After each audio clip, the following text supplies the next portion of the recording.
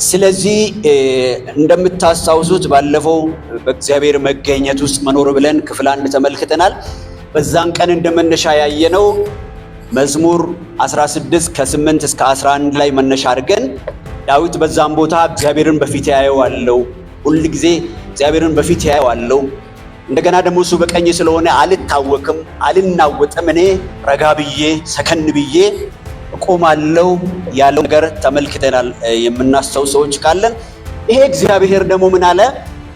ከፊቱ ጋር ደስታን ሰጥቶኛል፣ ውስጤን ሰላም ሰጥቶታል፣ ውስጤን ደስታ ሰጥቶታል። ይሄ ደስታ ደግሞ እንዳው እዛው ቀጥሎ ምን ይላል? ለዘላለም ፍስሐ የሆነ የሚቀጥል ነው።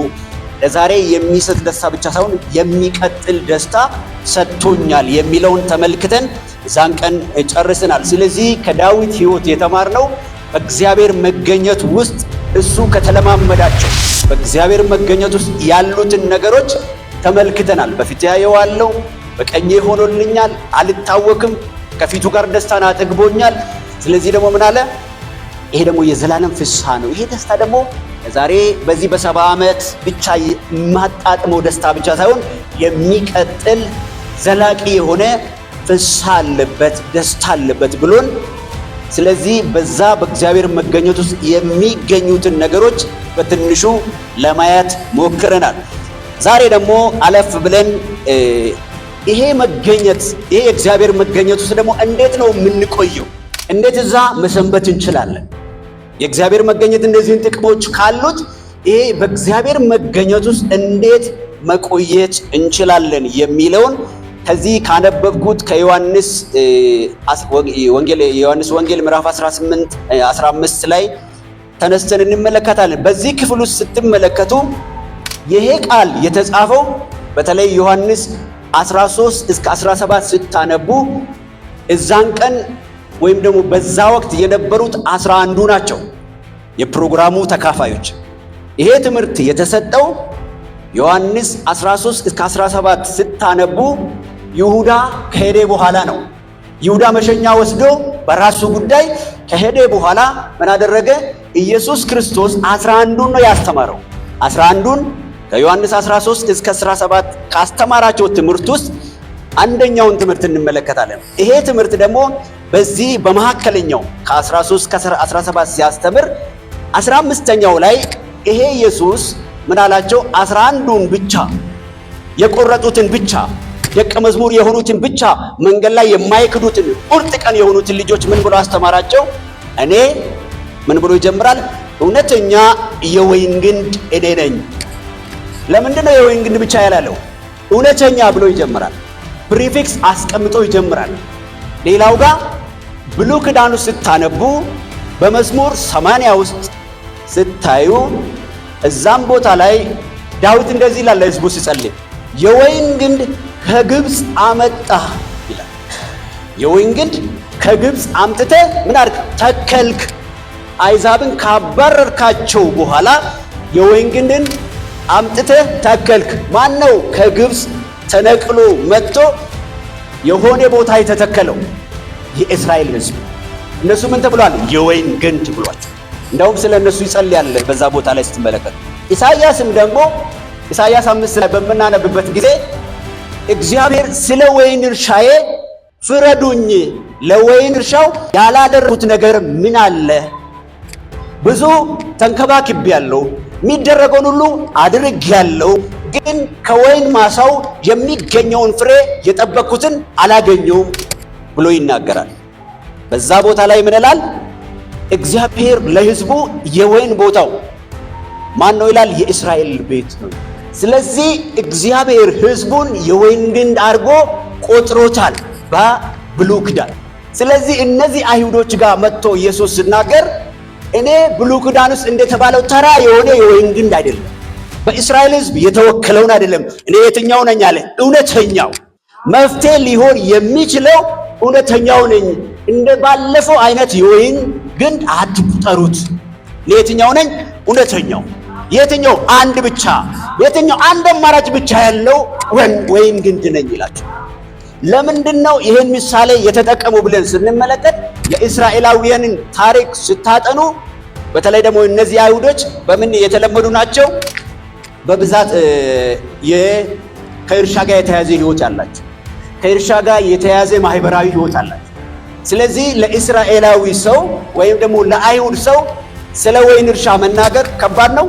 ይከብዳል? አይከብድም። ለምን? የወይንን ጉዳይ ያውቁታል። እንዳውም እናስታውስ ከሆነ ያኔ ሙሴ ሲልካቸው ከምድሩ ፍሬ አምጡ ተብሎ ሲያመጡ ምን ነው ያመጡት? የወይን ዘለላ ነው ይዘው የመጡት። ስለዚህ ስለ ወይን እነዚህ የአይሁድ ልጆች ምን ያደርጉታል? ያውቁታል። ስለዚህ ኢየሱስ ትምህርቱ በጣም ወሳኝ ስለሆነ በየትኛው ሰዓት ላይ ነው የሚናገረው? ወደ መስቀል ተላልፎ ሊሰጥ ጥቂት ጊዜ ሲቀር ይሁዳ እሱን ለመስቀል ከነሱ ተለይቶ ሄዶ 11ዱ ብቻ በጭንቀት እያሉ እሱን ተለይቶ ሊሄድ እሱ ከሄደ በኋላ ምን ልንሆን ነው? ይሄ ጌታ 3 ዓመት ተኩል በላይ ከኛ ጋር ቆይቷል። አሁን ደግሞ ሊሄድ ነው ያለን ነው። ስለዚህ ምንድነው እነዚህ ደቀ መዝሙር በምን ውስጥ ናቸው? በጭንቀት ውስጥ ናቸው። ምን ጌታቸው ምን ሊያደርግ ነው? ሊለያቸው ነው። ከነሱ ተለይቶ ሊሄድ ነው። ስለዚህ ምን ነግራቸዋል? አይዟችሁ ሌላ አማራጭ አለ። እኔ ብሄድም ሌላ ልክላችኋለሁ ብሎ አሁን ስለሱ አይደለም የምናገረው። እኔ ብሄድም ከኔ ጋር የምትገናኙበትን መንገድ እነግራችኋል። አሁን ከኔ ጋር ስትኖሩ ምን ሆናችኋል? አብረን ነው ፊዚካሊ ከናንተ ጋር እየተገኘው ነው። ከሄድኩ በኋላ ግን ከኔ ጋር ተገናኝታችሁ የምትቀሩበትን መንገድ እነግራችኋለሁ። ከኔ ጋር ኮኔክት አድርጋችሁ የምትቀሩበትን፣ ከኔ ጋር ተያይዛችሁ የምትቀጥሉበትን ነገር እነግራችኋለሁ። እሱም ኤግዛምፕል ምንድነው? እኔ እውነተኛ የወይን ግንድ ነኝ። ስለዚህ ይሄ ታውቁታላችሁ። ይሄኛው የወይን ግንድ ደግሞ ምን አይነት ነው? አባቴ ገበሬውም ደግሞ አባቴ ነው። ምን ማለት ፈልጎ ነው? እውነተኛ የወይን ግንድ ማለት እውነተኛ የህይወት ምንጭ ለናንተ ሊሆን የሚችለው ከናንተ ቢለይም ለናንተ መፍትሄ መሆን የሚችለው እኔ ነኝ ይላችኋል። ይሄን ካላቸው በኋላ ገበሬው ደግሞ ማን ነው አለ? አባቴ ነው። ይሄ የወይን እርሻ ማንም እንደፈለገ ገብቶ የሚያፈርሰው ማንም እንደወደደ የሚያደርገው ሳይሆን ትልቅ ገበሬ አለው። ትልቅ የሚጠብቀው አለው። እኛ የገበሬ ልጅ ነን፣ እናንተ ታውቃላችሁ። የገበሬ ልጆች ምን ነው? ማሳችን አባቶች ወጥቶ ይጠብቃሉ አይደል? እርሻውን ወፍ መጣች እንዴ በዛ በኩል ዝንጀሮ አካባቢ ከሆነ እንደ ይሉ አይነት ገበሬው ምን ያደርጋል? ማሳውን ይጠብቃል። ስለዚህ የአውሬ እንኳን እንደፈለገ መጥቶ ማሳውን በተለይ ጥበቃ ያለው ማሳ ላይ ባለቤቱ አብሮ የሚጠብቁ ማሳ ላይ ምን ይሆናል? እንደፈለገ አይበላም ማለት ነው። ስለዚህ ይሄኛው ማሳ ምን አይነት አባት አለው? አባቴ ገበሬው እግዚአብሔር ነው። ገበሬው አባቴ ነው። ስለዚህ ምን አላችኋለሁ? እናንተ ብቻ ከኔ ጋር ኮኔክት አድርጉ እንጂ ዝም ብሎ ኮኔክሽን ሳይሆን አባቴ ደግሞ ምን ያደርገዋል? ይቆጣጠረዋል ነው የሚላቸው። ስለዚህ ገበሬው አባቴ ነው። ከዛ አባቴ ደግሞ ዝም ብሎ ብቻ ማየት ሳይሆን ይሄ ወይን አፍርቷል፣ ኦኬ ጥሩ ነው፣ ይሄኛውስ አላፈራም ብሎ የማያፈራውን ቅርንጫፍ ምን ያደርገዋል? ይቆርጠዋል። ግን ሌላኛው ደግሞ ከኔ ጋር ተገናኝቶ ፍሬ የሚያፈራውን አይነት ቅርንጫፉ ምን ያደርገዋል? ሌላ የማይመቹ ነገሮችን ከውስጥ ይመለምለዋል። ይመለምልና ምን ያደርጋል? እችኛው ቅርንጫፍ ከዋናው ግንድ ጋር ተገናኝታለች፣ ግን እንዲሁ የሚያስፈልገውን ያህል ማፍራት አልጀመረችም ብሎ ምን ያደርገዋል? እችኛውን ይመለምላታል። ምንም የማታፈራውን ግን ቆርጦ ነው የሚጥላት ነው የሚለው። ስለዚህ ምን ሊሆን ይችላል? ከኔ ጋር ተገናኝቶ ፍሬ የማያፈራው ተስፋ የለው። ባህሪው ከኔ ጋር ከተገናኘ ፍሬ ማፍራት ነበረበት። አባቴ ሲያይ ምን ያደርጋል? የኛው ፍሬ አላፈራም፣ ቁርጥ። ፍሬ ማፍራት የጀመረውን አይነት ቅርንጫፍ ደግሞ ምን ያደርጋል? የተሻለ እንዲያፈራ የተሻለ ፍሬ መጨመር እንዲችል ምን ያደርገዋል? ያጠረዋል። ምን ያደርጋል? በቃ መመልመል የሚባል ይሄ ይታይና ማያስፈልጉ የሞተውን ነገር ከመካከል ይቆራርጥና የተሻለ ፍሬ እንዲያፈራ ምን ያደርጋል? ይመለምለዋል ወይም ደግሞ ያጠረዋል። የእርሻ ተማሪዎች ታውቃላችሁ፣ እኔ በአግሪካልቸርም ተምሬ ስለማቅ ፕሩኒንግ ማለት ምንድነው? ትቆራርጡና የቀረው በደንብ እንዲያፈራ ትቆርጡታላችሁ። ወደ መሬት የቀረው የተሻለ እንዲያፈራ ፕሩን ታደርጉታላችሁ። ስለዚህ ይሄኛው ኢየሱስ ምን ይላቸዋል? ይሄ ግንዱ እንደዚህ ነው፣ የቅርንጫፎቹ ባህሪ እንደዚህ ናቸው፣ ይሄን እንድታውቁኝ እፈልጋለሁ ብሎ ያስተምራቸዋል። ማንን? 11ዱን ደቀ መዝሙር ማንን? ሊሄድ ብሎ ባለበት ሰዓት ላይ ከዛ ላይ ምን ይላቸዋል? ፍሬ የማያፈራውን ሁሉ አብስቶ እንዳፈራ ያጠረዋል። ደንብ እንዲያፈራ ማለት ነው። እናንተ ስለነገርኳችሁ ቃል አሁን ንጹሐን ናችሁ። ይሄን ስለ እርሻ ነገርኳችሁ አይደል? አዎ።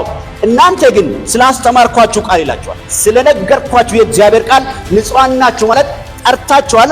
ምን ማድረግ ትችላላችሁ? ፍሬ ማፍራት ትችላላችሁ። ገበሬው ወይንን ለመቁረጥ መቀስ እንደሚጠቀም ለመመልመል መቀስ እንደሚጠቀም የእናንተን ሕይወት ለማጥራት የእናንተን ሕይወት ከማይረባ ነገር ለመመልመል ቃሉ አለላችሁ። እናንተ ደግሞ ምን ብላችኋል? ጠርታችኋል ማለት ከዚህ በኋላ ጸዳ ብላችኋል። ከዛ በኋላ ተመልመላችኋል። ከዛ በኋላ ምን ማድረግ ትችላላችሁ? ፍሬ ማፍራት ትችላላችሁ። እነዚህ 3 ዓመት ተኩል እናንተ ላይ ያፈሰስኩት ፕሩኒንግ ነው። የማስፈልገውን ነገር ከሕይወታችሁ እየቆረጥኩ ቃሉ የመመልመያ ተጠቅሜበታለሁ። ስለዚህ አሁን ከሰማችሁት ቃል የተነሳ ምንድናችሁ አላቸው? ንጹሐን ናችሁ። ቃሉ መመልመያ ለማለት ያኛው ገበሬ መቀስ እንደሚጠቀም ይሄ ደግሞ ሕይወት የሚመለመልበት ቃል ነው ማለት ነው። ስለዚህ ምን ይላቸዋል? በእኔ ኑሩ ይላል። አሁን ሊላቸው የፈለገው ሐሳቡ ላይ ደረሰ። እስከው መንደርደሪያዎችን ነው የምናገረው። በእኔ ኑሩ።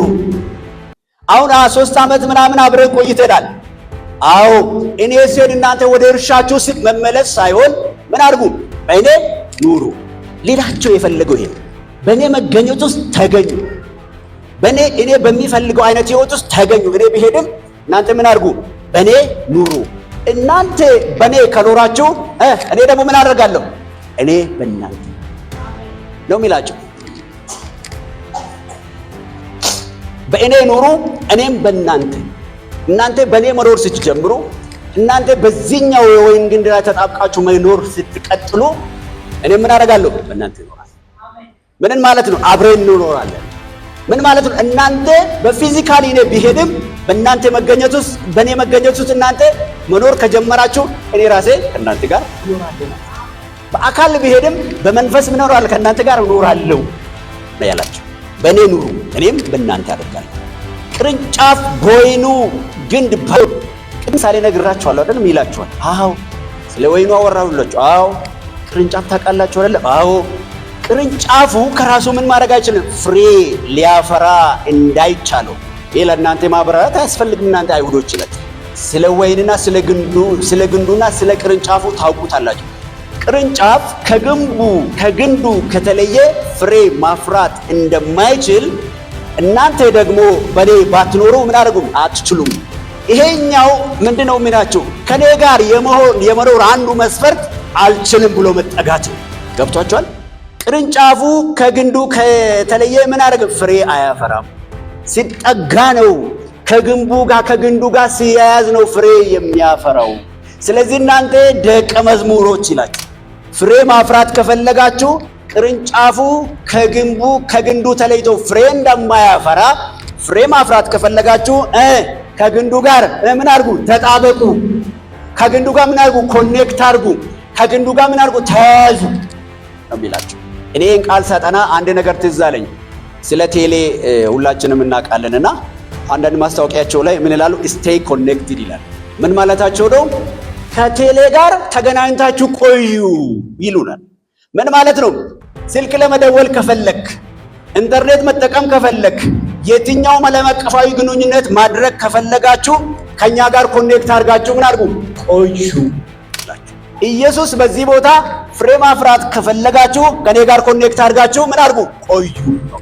ከኔ ጋር አሁን ብዙ ጊዜ ሁላችንም ስልክ ስናይ ምንድነው የምታዩት? ጧት ስትነሱ ከመደወላችሁ በፊት ኔትወርክ አለው እንዳለ የሚባል አይደለም የምትሉት? ምንለው እንደውም ክፍለ ሀገር ስንሄድ ደግሞ ከኔትወርክ ክልል ውጪ ነበርኩኝ ለዛ ነው መደወል ያልቻልኩ። ኔትወርኩ ከቴሌ ጋር ስለተቋረጠ ምን ማድረግ አንችልም? ግንኙነት ማድረግ ከሰዎች ጋር ማድረግ አንችልም። ኔትወርካችሁ ከክርስቶስ ጋር ካልተገናኘ፣ መንፈሳዊ ቃችሁ ከክርስቶስ ጋር ካልተገናኘ ምን ማድረግ አትችሉም? ፍሬ ማፍራት አትችሉም። ደግሞ ባትኖሩ አትችሉም። ቅርንጫፍ ከግንዱ ተለይቶ ፍሬ ማፍራት እንደማይችለው እናንተ ደግሞ በኔ ባትኖሩ፣ ከኔ ጋር ተያይዛችሁ ባትኖሩ፣ በኔ ኑሩ ብያችኋለሁ ቁጥር 4 ላይ። ይሄ ጉዳይ ደግሞ እንደውም በኔ ኑሩ የሚለው ትእዛዝ እንጂ አማራጭ አይደለም። ሌላ አማራጭ የለም። በኔ ኑሩ ትእዛዝ ነው። ፕላን ቢ የለውም፣ ፕላን ሲ የለውም። ምን አድርጉ? በእኔ ኑሩ። በቃ ሌላ አማራጭ የለውም ማለት። ስለዚህ በኔ መኖራችሁ ደግሞ ምን ያደርጋል? በኔ አልኖርም ብትል ሌላ አማራጭ ወስዳለሁ ብትል በሌላ ባትኖሩ ከኔ ጋር ተያይዛችሁ ባትኖሩ ምን አታደርጉም? ፍሬ ማፍራት አትችሉ። ስለዚህ ምን ይላችኋል? ቁጥር 5 ላይ ደግሞ እኔ የወይን ግንድ ነኝ። ቅድም ምን ብሎ ጀመረ? እውነተኛ የወይን ግንድ እኔ ነኝ።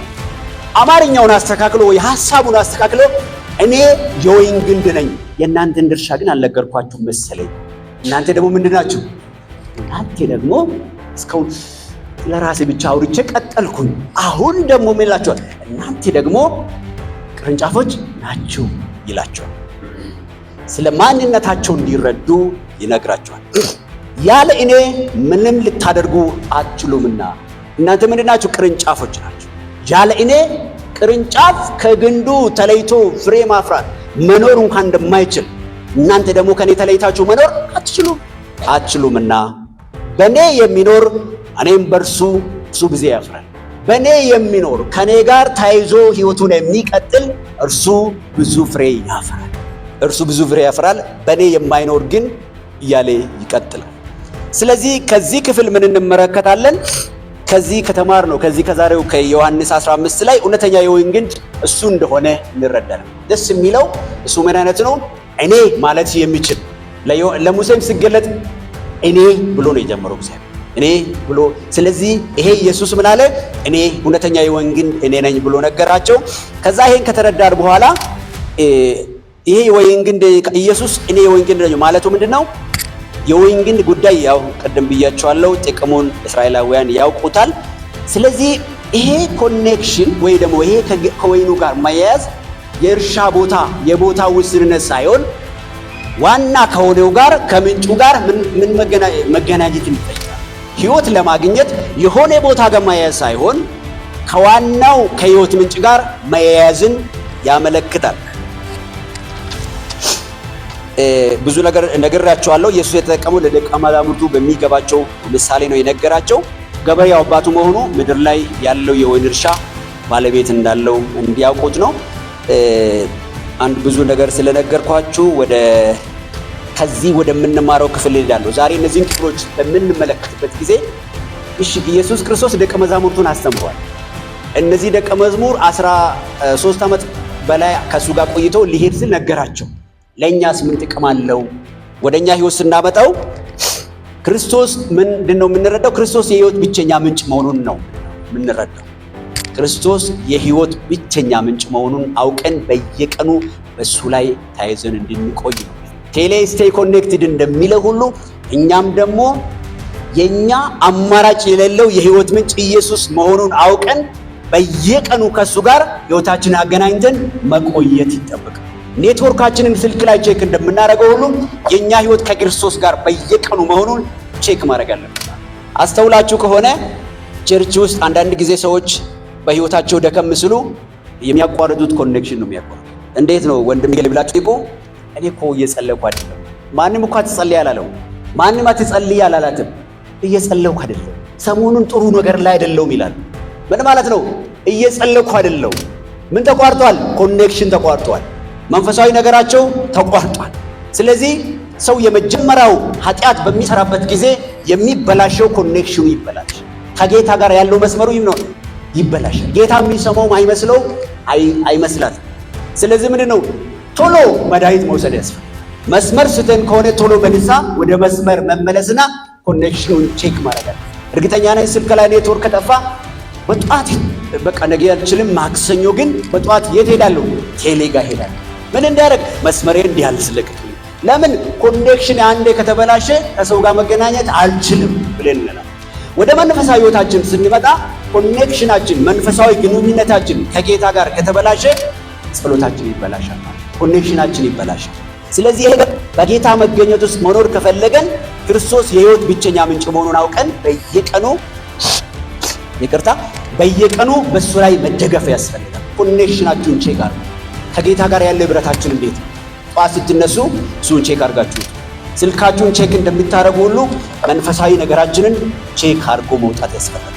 በእግዚአብሔር መገኘት ውስጥ ኮኔክት አድርገን ከእሱ ጋር ተያይዘን መቀጠል ከፈለገን ጧት ስንነሳ መንፈሳዊ ነገራችንን ቼክ ማድረግ ያስፈልጋል። ለምን? እሱ ብቸኛ የህይወታችን ምንጭ ስለሆነ። ሌላው የአማኝ የክርስቶስ የአማኝ ክርስቶስ ግንኙነት የበለጠ ጠንካራ ወይም ጥልቅ እንዲሆን እግዚአብሔር እንደሚያጠራ ማወቅ። ይሄኛው መንፈሳዊ ሕይወታችን እኛ ከክርስቶስ ጋር ያለን መንፈሳዊ ሕይወታችን ማን ያየዋል? አብ ይከታተለዋል።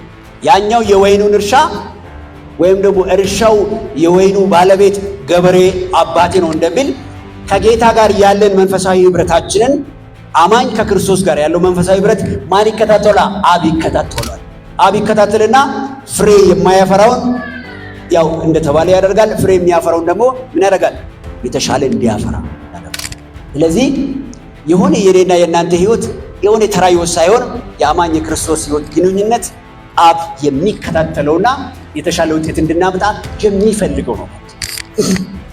ሶስተኛው ከዚህ ቃል የምንረዳው ቃሉ እንደሚያነጻን መረዳት አለ።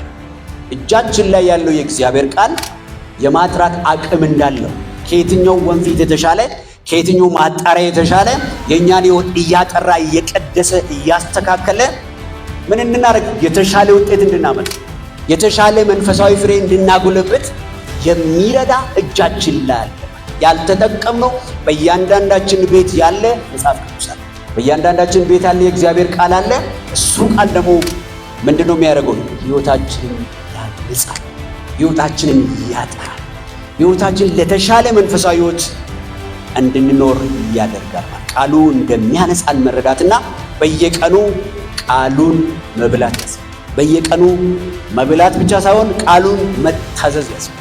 መታዘዝ ብቻ ሳይሆን መንፈሳዊ ነገራችንን ደግሞ ውጤቱን እያየን መቀጠል ያስፈልጋል ማለት ነው። እንደውም አንድ አባባል አለ፣ ሰው የበላውን ይመስላል ይባላል። አንዳንድ ጊዜ ሰው አይታችሁ ይሄ በቃ ይሄ ወንድም ወይ እህት አፒታይቷ ክፍት ነው አይደል የሚባለው፣ ወይ ጥሩ ነው በቃ። አንዳንድ ደግሞ እንዴት ነው አንተ ምግብ አትበላም እንዴ አይደል የሚለው። ምን ስለሆነ ሰው የበላውን ይመስላል። በመንፈሳዊም ካያችሁ የበላንን ነው የምንመስለው። ቃል ከበላችሁ ከእናንተ የሚወጣው ነገር ያው የበላችሁትን ነው መስሎ። ቃል የማንበላ ከሆነ ደግሞ ጠውልገን ነው የምንሄድ። ስለዚህ ቃሉ እንደሚያጸናን፣ እንደሚቀድሰን፣ እንደሚያበረታን፣ እንደሚያንሰን፣ እንደሚቀርጸን ማወቅ ያስፈልጋል። ይሄ በደንብ ገብቶን ሁላችንም የእግዚአብሔርን ቃል በየቀኑ ልንበላ ያስፈልጋል። መብላት ብቻ አይደለም። ዘንድሮ ያቃተን ምንድን ነው? መስበክ ነው እንዴ ያቃተን? ማስተማር ነው እንዴ? ማንበብ ነው እንዴ? መኖር ነው ያቃተን። ስለዚህ ቃሉን መኖር ያስፈልጋል። ስለዚህ ምንድነው ያዕቆብ ላይ ሲናገር ቃሉን እያነበበን ብቻ ከሄደን ፊታችን መስታወት ላይ አይተን በኋላ እንደምንረሳው ነው የሚሆነው። ስለዚህ ቃሉን መኖር ያስፈልጋል። ያ ስንኖር ነው ቃሉ ወስደን በህይወታችን ስራ ሊሰራ የሚችለው። ይሄ ቃል ምን ያደርጋል? ቃሉ ምን ያደርጋል ብያቸዋለሁ? ያነጻናል። ከዛ ይሄ ቃል ደግሞ ምን ያደርጋል? ኔትወርካችንን የሚያዝ እግዚአብሔር ጋር ያለን ኔትወርካችንን ያስተካክላል ማለት ነው። በእግዚአብሔር ቃል አይደለም ራሳችን እየፈተሽን አለመታዘን ከህይወታችን እያወጣን እንድንሄድ ይረዳናል ማለት ነው። ስለዚህ ኔትወርካችን ኮኔክት እንደሆነ ከጌታ ጋር እንደተገናኘ እንድንቀጥል ቃሉን ማንበብ ያስፈልገናል። ያኛው ጋር ቴሌ ጋር እንደምትሄዱ ጸሎት አቋርጠን ከሆነ ወደ ጸሎት መመለስ፣ ከጸለይን በኋላ ከሱ ጋር በቃሉ መገናኘት ይጠበቅብናል። ሌላው በእርሱ መኖር ማለት ደግሞ የማያቋርጥ ግንኙነት ከክርስቶስ ጋር ማድረግ ነው። በእኔ ኑሩ ስል የማያቋርጥ እሱ በፊዚካሊ ከኛ ጋር ባይኖርም በመንፈሳዊ ህይወታችን ከክርስቶስ ጋር የማያቋርጥ ግንኙነት ማድረግን ያመለክታል። ይሄ ከኛም የሚጠበቅ ነው ማለት። ስለዚህ በእሱ መገኘት ውስጥ መኖር ከፈለገን ከክርስቶስ ጋር የተገናኘ የማያቋርጥ የሆነ ሳምንት የጋለ ህይወት የሆነ ሳምንት ከክርስቶስ ጋር በጣም ክርስቶስ የሚል ጸሎት የሚል ህይወት ኖረን የሆነ ቀን የምናቋርጠው ሳይሆን የማያቋርጥ ግንኙነት ከክርስቶስ ጋር ማድረግ ይጠበቅብናል። ይህን ደግሞ የምናደርገው ነቅቶ በመጸለይና ቃሉን በመብላት ነው። ሌላው ደግሞ ፍሬ የአማኝ ክርስቶስ ጋር ያለው ግንኙነት ውጤት ነው። አንድ ይህ ስትናገር እንደዚህ አለ ስትሰብክ ምንድነው? ሰይጣን የመንፈሳዊ ነገሮችን ሊቃወም ይችላል። መንፈሳዊ ነገሮችን ማስመሰል ይችላል። ፈውስ ማስመሰል ይችላል። ሌላ ነገር ማስመሰል ይችላል። ሰይጣን የማይችለው ምንድነው ብላችሁ ብትጠይቁ አይችልም። ፍቅር ይችላል እንደ ሰይጣን? ፍቅር መንፈሳዊ ፍሬ ነው። ገላትያ ፍሬ ነው ብሎ የሚነግረን ገላትያ 5:22 ላይ የምናነባቸው የመንፈስ ፍሬዎች ናቸው የሚሉት ፍቅር፣ ትዕግስት፣ እነዚህ ራስን መግዛት የሚሉት ምንድን ናቸው? ሰይጣን ኮፒ ማድረግ የማይችላቸው ነገሮች። ሰይጣን ኮፒ ማድረግ አይችልም። ሌሎች የመንፈሳዊ አገልግሎቶችን ኮፒ ሊያደርግ ሊያጨበረብር ይችል ይሆናል። መንፈሳዊ ፍሬ ግን ኮፒ አይችልም። ከሰይጣን ክልል መውጣት ከፈለገን መንፈሳዊ ፍሬ ማፍራት ይቻላል። መንፈሳዊ ፍሬ ደግሞ እንዴት ነው የሚፈራው? በትጋት ነው ለፍሬ የምናፈራው። ትጋት እንችላለን። ቃሉ የሚለን ትችላላችሁ አላለም። ቃሉ ምንን ፍሬ ማፍራት ከፈለጋችሁ ከፍሬው ባለቤት ከግንዱ ጋር ተጣበቁ። ፍሬ ማፍራት የምንችለው ከዋናው ከክርስቶስ ጋር ምናደርግ መጣበቅ፣ መያዝ። ብዙውን ጊዜ እንቅስቃሴዎችን በቃ መንፈሳዊ ለመሆን እንጥራለን አይደል? ጥሩ ነው መጣራችን። መስመሩ ግን እናገኘው ዛሬ መስመሩ ብዙ መጣር ሳይሆን ብዙ መገናኘት፣ ከክርስቶስ ጋር መስመራችንን ማስተካከል። እሱን ካደረግን በኋላ እሱ ራሱ ምን ያደርጋል? ወደ እድገት በእኛ ህይወት ፍሬዎች መታየት ይጀምራል። እንትና እኮ መለወጥ ጀመረ፣ እንትና መለወጥ ጀመረች መባል ይጀምራል። ምን ካገኘን በኋላ? መስመሩ ከጌታ ጋር ፉል ኮኔክትድ ካደረግ ከጌታ ጋር በትክክል ካገናኘነው ህይወታችን ቼክ እያደረገ ከቀጠለን ፍሬ የመኖራችን ውጤት ከክርስቶስ ጋር ስንቀጥል የሚመጣ የሚቆጠር ነገር ነው ማለት። ፍሬ በትጋት ሳይሆን የሚመጣው ከጌታ ጋር በመያያዝ ይመጣል። ስለዚህ ዛሬ ፍሬ ማፍራት ከወደደን ከዚህ ክርስቶስ ጋር መያያዝ ይግድ ነው ማለት። በሱ መገኘት ውስጥ መኖር አንዱ መገለጫው ፍሬው በእኛ ህይወት መታየት ይጀምራል። ሰዎች ፍሬን በቤተ ክርስቲያን ውስጥ በወንድማችን ላይ በእህታችን ላይ ማየት ይጀምራል። ስለዚህ ከክርስቶስ ጋር መያያዝ ውጤትን ያመጣል። ውጤት ደግሞ የመያያዛችን ወይም ደግሞ በእግዚአብሔር መገኘት ውስጥ የመኖራችን ማረጋገጫ ነው ማለት። ስለዚህ ከክርስቶስ ጋር በሚኖረን ግንኙነት የሚገኝ ውጤት ነው ማለት ነው። ሌላኛው ከክርስቶስ ጋር የህይወት ግንኙነት ሳያደርጉ ከክርስቶስ ጋር የህይወት ኮኔክሽን ሳናደርግ ምን የለም የእግዚአብሔር መገኘት የሚባል ነገር። ከክርስቶስ ጋር ሳይገናኙ ሰዎች እግዚአብሔር ማግኘት በምንም ተአምር አይችሉም። የእግዚአብሔር መገኘት አይታሰብም ማለት ነው። ከክርስቶስ ጋር የህይወት ግንኙነት ሳያደርጉ ፍሬ የሚባል ነገር ምን አይልም፣ አይታሰብም፣ አይመጣም።